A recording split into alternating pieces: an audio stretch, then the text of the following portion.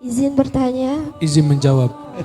bagaimana cara memotivasi seseorang agar menyelesaikan hafalan Qur'annya sampai 30 juz? Karena kebanyakan orang tidak ingin menyelesaikan hafalannya dengan alasan khawatir tidak bisa menjaganya. Qul huwallahu ahad. Qul huwallahu ahad. Artinya apa? Artinya katakanlah wahai Muhammad. Apaan? Lanjutannya? Allahu somad. La ilaha illallah. Lanjutan artinya. Yang memang kadang ada yang mengatakan buat apa baca Al-Quran banyak atau menghafal Al-Quran kalau suami tidak dilayani dengan baik. Walaupun kita sebagai istri tetap berusaha gimana caranya tetap bisa semuanya baik-baik saja. Mungkin Syekh bisa memberikan solusi khususnya untuk kami yang sudah berumah tangga gimana caranya tetap bisa menghafal Al-Quran, mungkin bisa menjaga yang paling penting karena memang menjaga yang luar biasa sulit untuk kami seorang ibu. Terima kasih Syekh. Innal ladzina fatanul mu'minina wal mu'minat Innal ladzina fatanul mu'minina wal mu'minat ثم لم يتوبوا فلهم عذاب جهنم ولهم عذاب الحريق إن الذين آمنوا وعملوا الصالحات لهم جنات تجري من تحتها الأنهار ذلك الفوز الكبير.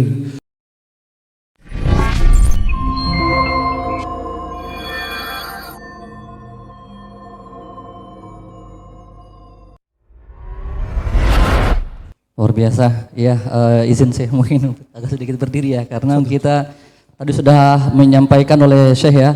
Sebetulnya kita tertarik sekali nih mendengarkan Syekh karena ada banyak sekali ilmu yang Syekh sampaikan pada kesempatan hari ini dan tentunya ini kalau kata orang Indonesia itu daging semua begitu ya. Apa yang disampaikan tadi tentunya memiliki makna yang sangat luar biasa bagi kita.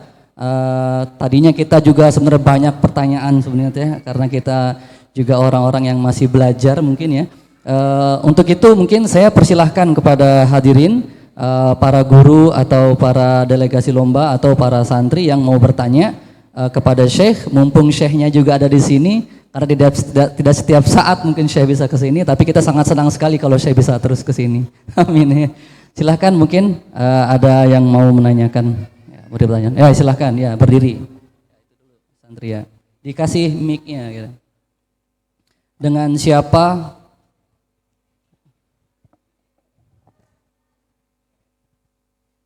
Ya, silahkan.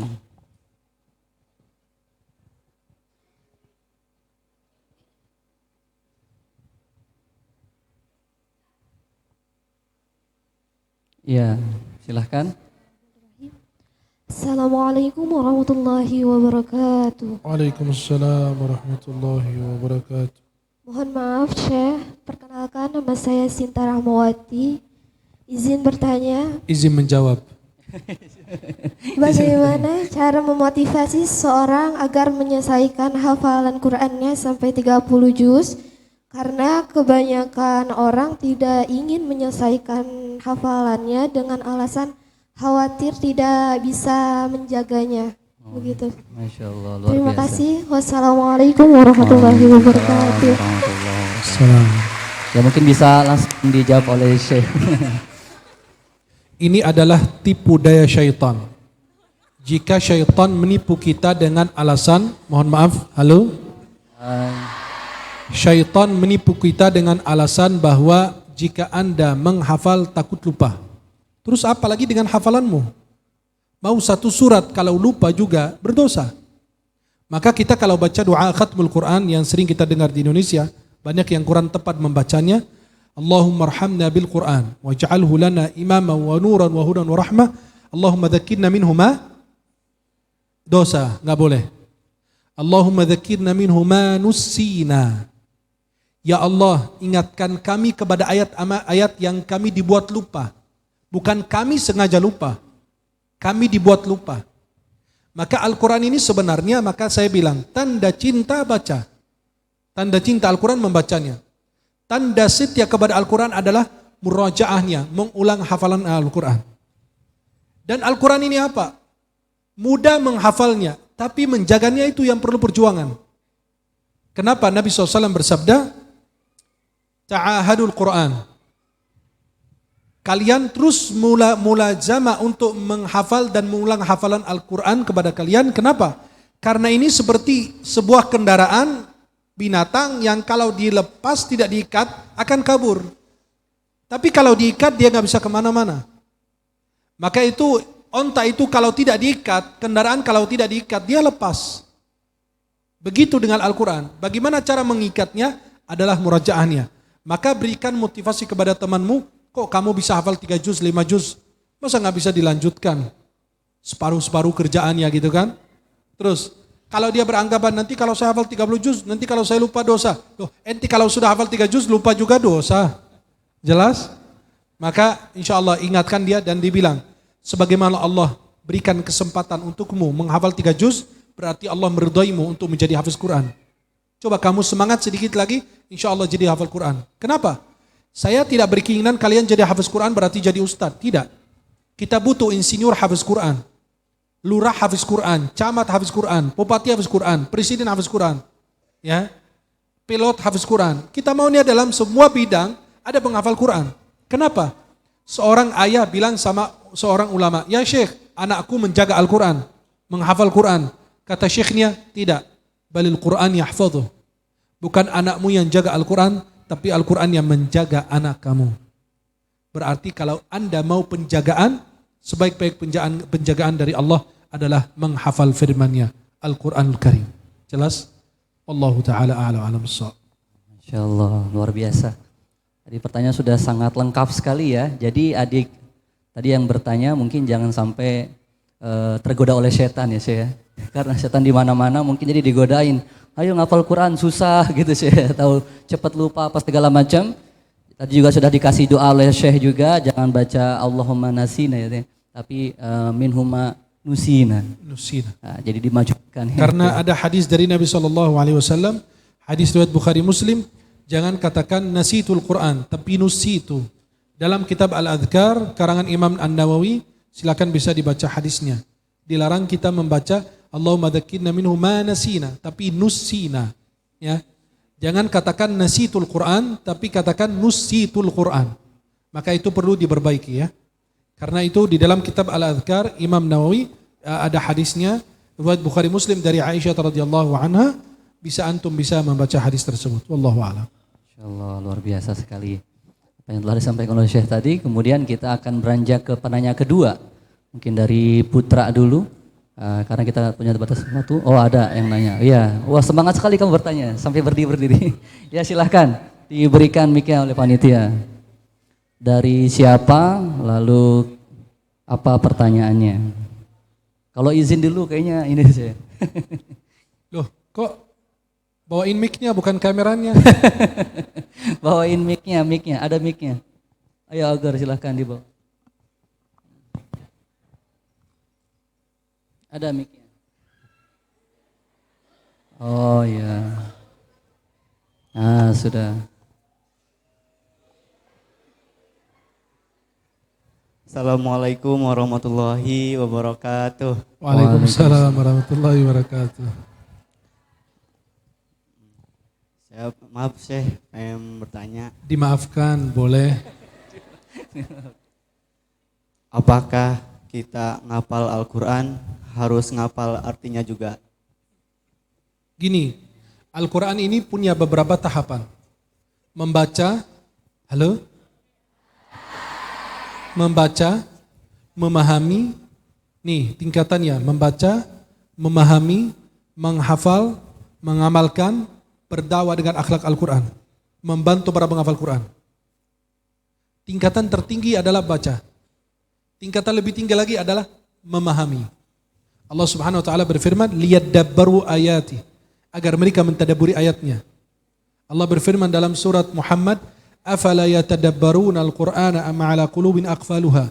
Mengapa mereka tidak mentadabburi Al-Qur'an? Apakah hati mereka sudah dikunci oleh Allah? Dalam surat An-Nisa, afala yatadabbaruna al-Qur'ana walau kana min 'indi ghairillahi lawajadu fihi ikhtilafan katsira. Mengapa mereka tidak mentadabburi Al-Quran? Kalau mereka mendapati Al-Quran dari selain Allah, maka mereka akan mendapatkan banyak pertentangan, banyak perbedaan di dalam Al-Quran. Jadi membaca Al-Quran itu perlu dipahami. Apalagi kalau kita orang Arab aja belum tentu paham bahasa Al-Quran, karena bahasa Al-Quran bahasa tertinggi, bahasa Arab. Maka kita menggunakan tafsir, maka ada tafsir Al-Jalalain, tafsir Ibnu Katsir, tafsir As-Sabuni, tafsir As-Sa'di, tafsir Qurtubi, tafsir Tabari, Az-Zamakhsyari, An-Nasafi, Ar-Razi dan seterusnya. Jelas? Maka perlu kita memahami kenapa. Kalau saya baca ayat di dalam Al-Quran, Qul huwallahu ahad, artinya apa? Boleh pegang mic lagi? Mic-nya kemana? Artinya apa? Qul huwallahu ahad. Apa artinya? Katakanlah wahai Muhammad. Astaghfirullah. Katakanlah wahai Muhammad apa? Qul huwallahu ahad. Qul huwallahu ahad. Artinya apa? Artinya katakanlah wahai Muhammad. Apaan? Lanjutannya? Allahu somad. La ilaha illallah. Lanjutan artinya.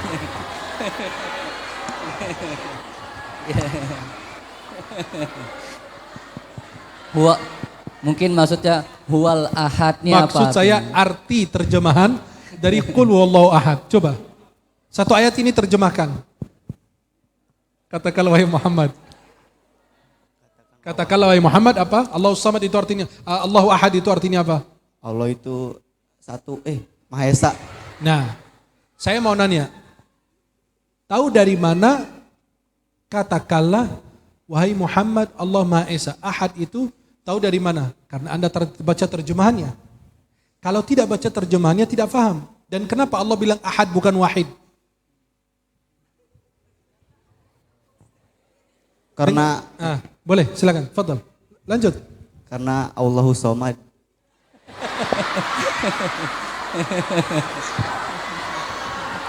Tidak.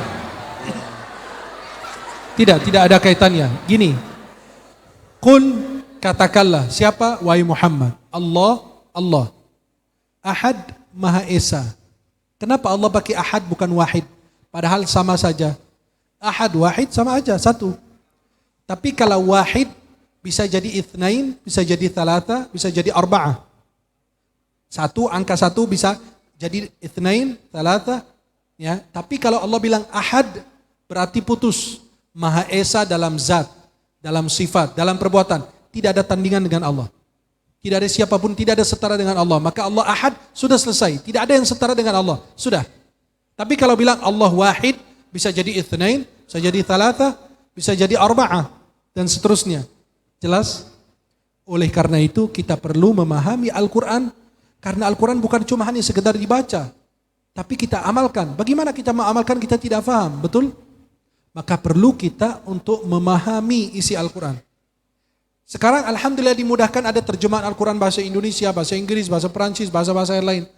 Dan kalau mau mendalami lagi, duduk ngaji tafsir. Akan lebih dalam lagi. Kenapa ada Ar-Rahmanir Rahim? Ar-Rahman Maha Pengasih, Ar-Rahim Maha Penyayang. Dua-duanya berasal dari kalimat kasih sayang. Tapi ada penjelasan lagi lebih dalam dari ulama tafsir. Ar-Rahman Maha Pengasih, Ar-Rahim Maha Penyayang. Ar-Rahman Maha Pengasih dan kasih sayang Allah itu diberikan kepada semua orang, termasuk mukmin dan kafir. Orang kafir dikasih minum, orang kafir dikasih makan, orang kafir dikasih hidup. Tapi berupa apa? Rahmat Allah, kasih sayang Allah untuk semua manusia. Bukan hanya orang beriman. Tapi kalau Ar-Rahim, sifat kasih sayang Allah secara khusus diberikan kepada orang beriman berupa hidayah untuk mereka di dunia dan surganya Allah di akhirat. Maka Nabi Muhammad disebut laqad ja'akum rasulun min anfusikum azizun 'alaihi ma 'anittum harisun 'alaikum bil mu'minina raufun rahim. Karena kasih sayang Nabi itu lebih tinggi kepada orang-orang beriman. Jelas? Jelas. Wallahu a'lam bissawab. Barakallahu fiik. Terima kasih wahai Syekh. Wassalamualaikum warahmatullahi wabarakatuh. Sama-sama wahai Ustadz. Waalaikumsalam warahmatullahi wabarakatuh. Ya, kita doakan semoga adik santri ini menjadi penghafal Al-Quran. Amin. Insyaallah. Itu Mungkin saking groginya gitu kali Syekh ya. Bener juga sih lanjutannya Allahus Samad, bener juga. Iya, gitu ya. Jadi ada lagi mungkin yang ingin bertanya dari guru-gurunya, perwakilan guru mungkin ya, silahkan mungkin. Dengan siapa gitu. Salah satu guru mungkin ya. Duduk aja, duduk. Duduk aja katanya, nggak apa-apa. Assalamualaikum warahmatullahi wabarakatuh. Waalaikumsalam warahmatullahi wabarakatuh. Sebelum menyampaikan pertanyaan, saya ingin menyampaikan sesuatu. Nah, Luar biasa terharu dengan pembahasan Al-Quran ini. barakallah.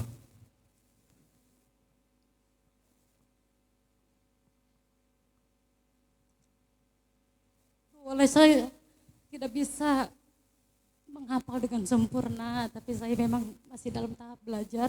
Nah, Terima kasih Syekh. barakallah fiik. Yang saya tanyakan,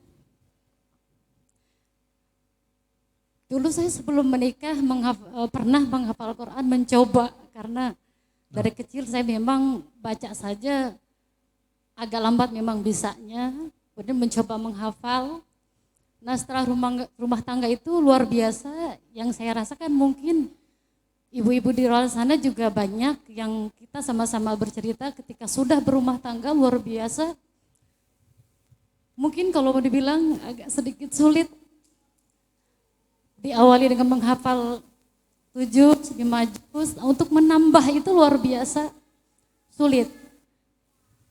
Ketika kita mau menghafal pun itu banyak gangguan yang mungkin dari anak, kesibukan yang memang kadang ada yang mengatakan buat apa baca Al-Quran banyak atau menghafal Al-Quran kalau suami tidak dilayani dengan baik gitu. Walaupun kita sebagai istri tetap berusaha gimana caranya tetap bisa semuanya baik-baik saja. Mungkin Syekh bisa memberikan solusi untuk khususnya untuk kami yang sudah berumah tangga, gimana caranya tetap bisa menghafal Al-Quran, mungkin bisa menjaga yang paling penting karena memang menjaga yang luar biasa sulit. Mungkin kalau untuk menghafal walaupun hanya 1 atau 2 ayat masih bisa dikerjakan, tapi untuk menjaga itu luar biasa sulit untuk kami seorang ibu. Terima kasih Syekh. Assalamualaikum warahmatullahi wabarakatuh. Waalaikumsalam warahmatullahi. Mudah-mudahan tidak tersinggung dengan pernyataan saya ini ya, atau suaminya tersinggung dengar saya ya. Berarti Anda salah milih suami. Sebentar, kenapa saya bilang begitu? Jika seorang laki-laki memilih seorang hafizah atau dalam proses dan tahap menghafal, kemudian tidak membantunya, maka dia telah mengkhianati Al-Quran. Istrinya aja bisa menjaga firman Allah, apalagi suaminya. Kalau firman Allah dijaga oleh istrinya, pasti suaminya akan dijaga. Dan saya yakin insya Allah tidak ada satupun seorang ustazah atau penghafal Quran dari akhwat kecuali pasti menjaga keluarganya. Bahkan kalau suami itu dari awal sudah paham dan setuju, bahkan dia akan membantu pekerjaan rumah tangga juga. Akan bantu meringankan beban istrinya. Kenapa? Karena jika istri lupa hafalan beralasan karena suami dan lain, itu bisa jadi suaminya berdosa. Sedangkan istri punya kemauan dan keinginan untuk menghafal dan melanjutkan hafalan, bukan hanya untuk ngajar orang, minimal buat anak-anaknya, generasi-generasinya. Mencetak dan mendidik anaknya menjadi hafiz Quran. Karena sudah terjadi, maka kalau bisa, ya, jangan jadikan suami dan anak alasan. Anak dan suami belum tentu bermanfaat di hari kiamat. Allah Subhanahu wa taala berfirman dalam surat Asy-Syu'ara, "Yauma la yanfa'u malun wala banun." Pada hari itu tidak bermanfaat anak dan harta. Illa man atallaha biqalbin salim, kecuali mereka menghadap Allah dengan membawa hati yang selamat. Dan ingat bahwa anak, keluarga itu bisa menjadi fitnah. Innama amwalukum wa auladukum fitnah. Kemudian al-mal wal banun zinatul hayatid dunya wal baqiyatus salihatu khairun 'inda rabbik. Surat Al-Kahf. Maka istri harus minta pertolongan kepada Allah. Berbisik di bumi, terdengar di langit. Minta pertolongan kepada Allah. Ya Rabb, berikan hamba pertolongan agar bisa mudah menghafal dan menjatuhkan hafalan. Maka ada doa, ya muqallibal qulub tsabbit qalbi ala dinik. Doa istiqamah itu. Wahai zat yang membolak-balikan hati, tetapkanlah hati aku di atas agamamu. Dan boleh baca sebelum salam, sesudah salam, ada sunnah dari Nabi baca doa ini. Allahumma a'inni ala dzikrika wa syukrika wa husni ibadatik. A'inni ala dzikrika, ya Allah bantu saya untuk senantiasa mengingatmu. Wa syukrika, bersyukur kepadamu. Wa husni ibadatik, selalu memperindah ibadah-ibadah kepadamu. Maka suami harus ikut membantu istrinya. Yang kedua, tidak harus membaca Al-Quran. Saya punya guru, sudah 40 tahun gak pernah lihat Quran. Masyhur beliau. Ya, Syekh kita, guru-guru dari guru kita itu Syekh Dr. Ahmad Isa Al-Ma'sarawi. Beliau salah satu ulama ahli Quran dari Mesir. Beliau mantan ketua lembaga Tasahih Mushaf di Mesir. Beliau 40 tahun lebih gak pernah pegang Quran untuk murajaah hafalan. Murajaah dari hafalannya langsung. Beliau pegang Quran kecuali kalau Tasahih Mushaf aja. Bayangkan segitu mendekat dengan Al-Quran. Berarti dalam keadaan Anda masak boleh murajaah.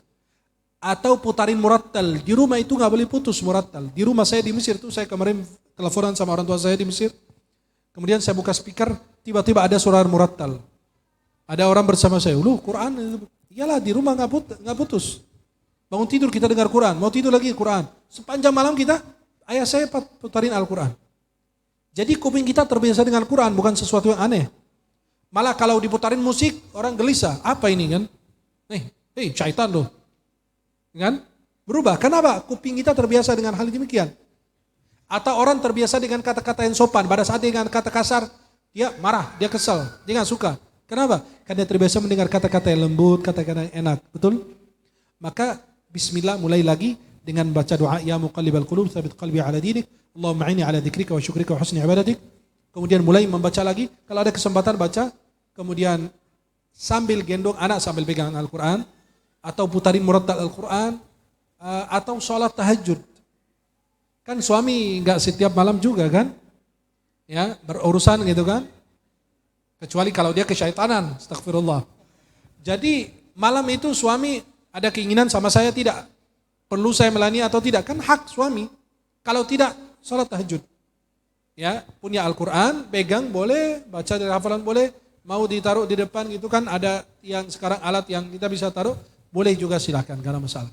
Maka jangan kita lepas daripada Al-Quran. Ya, bisa malam hari, sholat sunnah, sholat fardu, baca pelan-pelan. Insya Allah saya yakin, kalau kita punya niat, Allah akan permudah insya Allah bismillah. Ya, wallahu ta'ala alam bissawab. Masya Allah, luar biasa. Jawaban yang sangat lengkap sekali Syekh, dan memang nanti bisa diamalkan. Hanya Bunda yang tadi bertanya, sebetulnya kita pengen banget nih Syekh nih berdiskusi lagi panjang, karena memang jawaban Syekh ini sesuatu hal yang sangat menggugah hati para pengkaji Al-Quran gitu ya. Namun karena keterbatasan oleh waktu gitu ya, kita mungkin dari sesi tanya jawabnya, dan mungkin ini terbenak nih Syekh dalam benak pikiran kita nih Syekh ya, sekalian untuk menutup agenda kita pada hari ini. Bolehkah kita menghafal Al-Quran tapi dengan niatan duniawi gitu Syekh? Misalnya, saya pengen hafal Quran tapi karena pengen beasiswa, tapi karena pengen dia bantu, karena pengen begini begitu. Apa itu boleh gitu Syekh untuk memotivasi kita? Segala sesuatu itu perlu niat. Hadis riwayat Bukhari Muslim dari Umar bin Al-Khattab, beliau berkata, sami'tu Rasulullah SAW yaqul innamal a'malu binniyat wa innamal likulli imri'in ma nawa. Faman kanat hijratuhu ila Allah wa rasulihi fa hijratuhu ila Allah wa rasulihi. Wa man kanat hijratuhu li dunya yusibuha aw imra'atin yankihuha fa hijratuhu ila ma hajara ilaih. Sesungguhnya setiap amal itu bergantung niat, dan setiap orang memperoleh pahala sesuai dengan niatnya. Barang siapa yang hijrahnya karena Allah, maka dapat pahala hijrah karena Allah. Barang siapa karena dunia atau wanita yang dinikahi, maka itu hijrahnya sesuai dengan apa yang diinginkan. Niatnya sesuai dengan apa yang diinginkan. Hadis ini disebutkan oleh hadis Muhajir Ummu Qais. Orang yang berhijrah karena mau menikahi wanita bernama Ummu Qais. Hijrahnya bukan karena Allah dan Rasul, berarti dia dunia dapat. Tapi sayang sekali, dengan tujuan atau hafalan mulia ini, Anda jadikan sesuatu yang rendah, yang fana. Masa Anda ngejar dunia yang sementara dan tinggalkan akhirat yang abadi? Maka itu niat yang rendah. Tapi silakan, kalau Anda mau ngejar dunia, tapi ingat, Ada hadis riwayat Imam Muslim dari Abu Hurairah, Nabi bersabda, "Awwalu man tusa'ar bihunna thalatha." 3 orang yang pertama akan disiksa di neraka. Yang pertama seorang qari, mujahid. Yang ketiga adalah seorang alim. Qari mengatakan, "Ya Rabb, aku sudah baca Al-Quran dan membacakannya kepada orang lain." Kata Allah, "Kadzabta." Kamu bohong. Kamu baca Quran agar dipanggil qari. Dan kamu sudah dapat. Udah. Di dunia. Yang kedua, alim, belajar agar dipanggil ulama, orang hebat dan lain. Kamu dapat di dunia. Kadzabta. Oh, kemudian orang yang dibunuh di jalan Allah atau meninggal dalam peperangan. Dia mengatakan, "Ya Allah, aku berperang karena Engkau, karena apa?" Kata Allah, "Kadzabta." Kamu meninggal karena berperang karena mau dipanggil pahlawan. Kamu sudah dapat di dunia. Di akhirat tidak dapat apa-apa. Maka Allah Subhanahu wa taala berfirman dalam akhir surat Al-Kahf ayat 110, "Faman kana yarju liqa'a rabbih falyamal 'amalan shalihan wa la yusyriku bi'ibadati rabbih ahada." Imam Ibnu Katsir rahimahullah taala dalam tafsir Al-Qur'an Al-Azim, tafsir surat Al-Kahf ayat 110, beliau mengatakan liqabulil amali syartan. Diterima amal kita ada 2 syarat. Yang pertama, ikhlas semata-mata karena Allah. Yang kedua adalah karena mengikuti Rasulullah Muhammad sallallahu alaihi wasallam. Kemudian kalau kita beramal karena dunia, yang kita cuma dapat hanya dunia saja. Tapi kalau kita beramal karena Allah, insyaallah kita mendapatkan dunia dan akhirat. Dan Imam Asy-Syafi'i rahimallahu taala mengatakan, "Man arada dunya fa alayhi bil ilmi, wa man arada al akhirata fa alayhi bil ilmi, wa man aradahuma ma'an fa alayhi bil ilmi." Barang siapa ingin dunia berilmu, akhirat berilmu, dunia akhirat hendaklah dia juga berilmu. Maka jangan mengejar dunia kemudian Anda lupakan akhirat. Sayang sekali, ya. Tapi itulah hamba sesuai dengan niatnya masing-masing. Wallahu a'lam bissawab. Wallahi masyaallah, la haula wala quwata illa billah.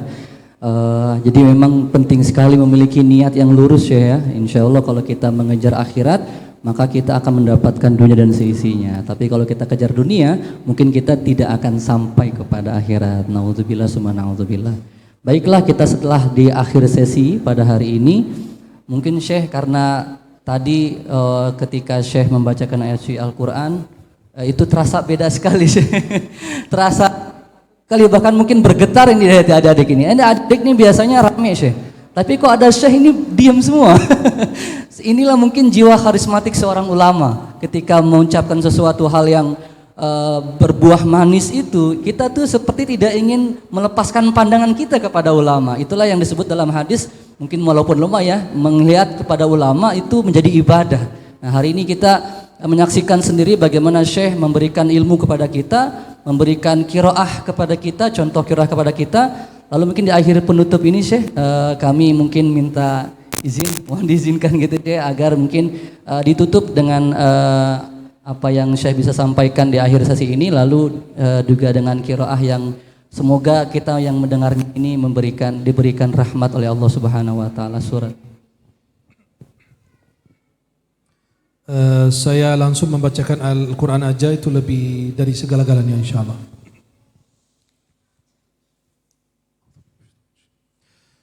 Bismillahirrahmanirrahim. والسماء ذات البروج واليوم الموعود وشاهد ومشهود قتل أصحاب الأخدود النار ذات الوقود إذ هم عليها قعود وهم على ما يفعلون بالمؤمنين شهود وما نقموا منهم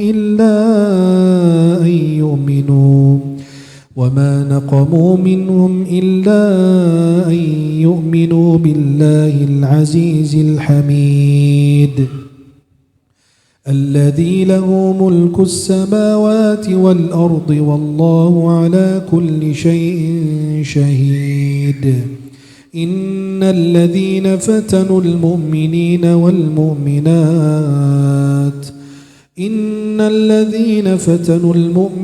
والمؤمنات ثم لم يتوبوا فلهم عذاب جهنم ولهم عذاب الحريق إن الذين آمنوا وعملوا الصالحات لهم جنات لهم جنات تجري من تحتها الأنهار ذلك الفوز الكبير إن بطش ربك لشديد إنه هو يبدئ ويعيد وهو الغفور الودود ذو العرش المجيد فعال لما يريد هل أتاك حديث الجنود فرعون وثمود بل الذين كفروا في تكذيب والله من ورائهم محيط بل هو قرآن مجيد في لوح محفوظ. Sadaqallahul Azim. Semoga Allah senantiasa memuliakan kita dengan Al-Quran dan kita semua insyaallah menjadi para penghafal Al-Quran dan di akhirat mendapatkan syafaatnya Al-Quran. Amin ya rabbal alamin. Mudah-mudahan yang saya sampaikan bermanfaat. Aqulu qawli hadza wa astaghfirullah li wa lakum wallahu taala a'la wa a'lam bissawab. Terima kasih tadi apa yang sudah disampaikan, banyak sekali hikmah, pembelajaran hidup yang disampaikan oleh Syekh, motivasi kehidupan penghafal Al-Quran, juga bagaimana kita mencintai Al-Quran dengan cinta yang tulus kita kepada Allah dan Rasulnya, juga bagaimana kita sebagai seorang penghafal Al-Quran mampu menjaga hafalan Al-Quran dengan baik, sehingga nanti Al-Quran yang akan menjaga kita di akhirat nanti. Semoga sesi hari ini dapat menumbuhkan cinta Al-Quran kita semakin tinggi, dapat memotivasi diri kita untuk semakin lebih bisa menghafal Al-Quran lagi, dan tentunya Syekh mengatakan kepada kita bahwa membaca Al-Quran adalah bukti cinta kepada Al-Quran dan murojaah adalah bukti kita setia kepada Al-Quran. Masya Allah, ingat tuh quote, tapi jangan kayaknya langsung abis ini rame dengan status WhatsApp ini dari Syekh Al-Misri. Masya Allah, terima kasih untuk sesi kali ini. Saya serahkan langsung kepada MC. Nah, mungkin nanti ada penyerahan sebelumnya Syekh, penyerahan cenderamata yang akan diberikan oleh pimpinan pesantren kepada Bapak Kiai Haji Ahmad Ubaidin. Kami persilahkan untuk maju ke depan. Ya, silakan.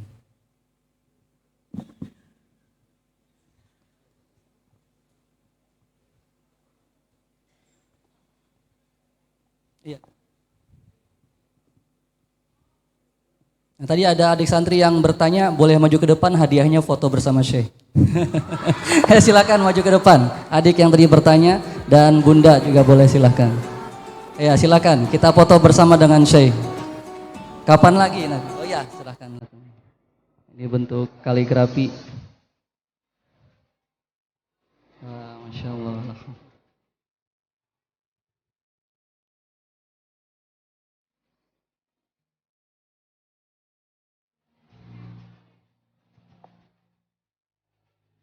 Beri tepuk tangan yang meriah untuk kita semua hari ini. Silahkan adik-adik santri yang mau foto tadi, ya silakan maju ke depan. Mau tidak? Ini sampai 3 nanti habis nih tiketnya. Amat ya Bunda, silakan. Kapan lagi nih Syekh? Jarang-jarang kesini, jadi kita bisa foto bersama hadiahnya. Ya silakan. Nah, sini. Ayo, lewat sini. Di atas, di atas.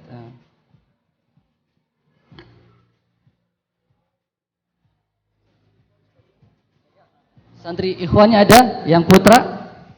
Mana tadi kemana? Oh di luar. Silakan. Oh sudah ini. Udah.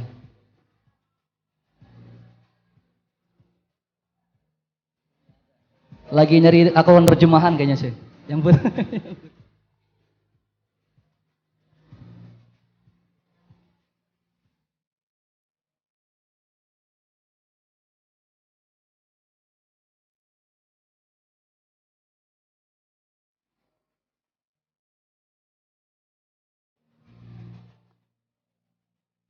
Silakan.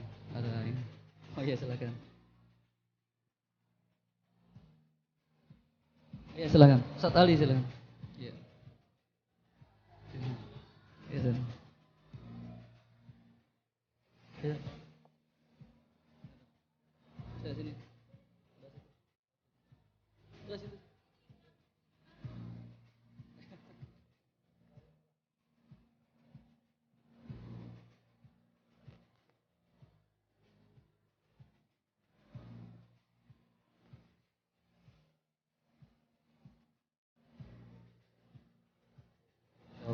Iya,